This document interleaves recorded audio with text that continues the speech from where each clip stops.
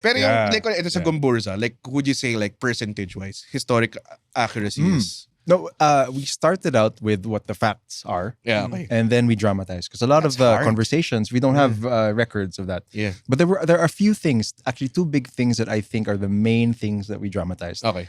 The first one is the presence of Jose Rizal in the execution, Ah, yeah. I Which was is gonna a ask big- about that. yeah. I was gonna ask about that. which is a big discussion for us because we knew we wanted the film to end with Jose Rizal. Tama. Because that was the direct Yeah, effect of the execution is Yeah. that they inspired Rizal and Rizal wrote Inspired the about it revolution, and inspired yeah. the revolution.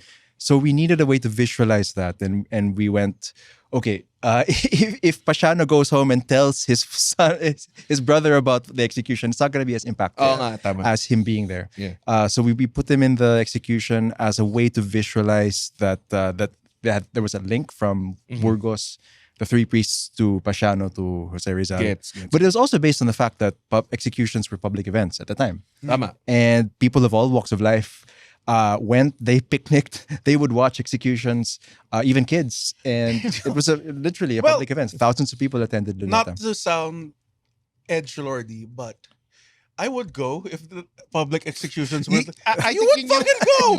Yun yung parang naging Wouldn't you argument go, Red? ko rin. Like, kunwari, if there was no account that Jose Rizal was there, there's nowhere to prove it. But was there any account then to prove that he wasn't there? Because he was so enamored and parang inspired by it. Maybe he did go there. I mean, was he of age to go to there? He was around, I think, 11 or 12. Oh. Which at the time actually was, we considered... formative. Yeah. Oh. Yeah, but we did find one account online that said he may have been, but it's not corroborated.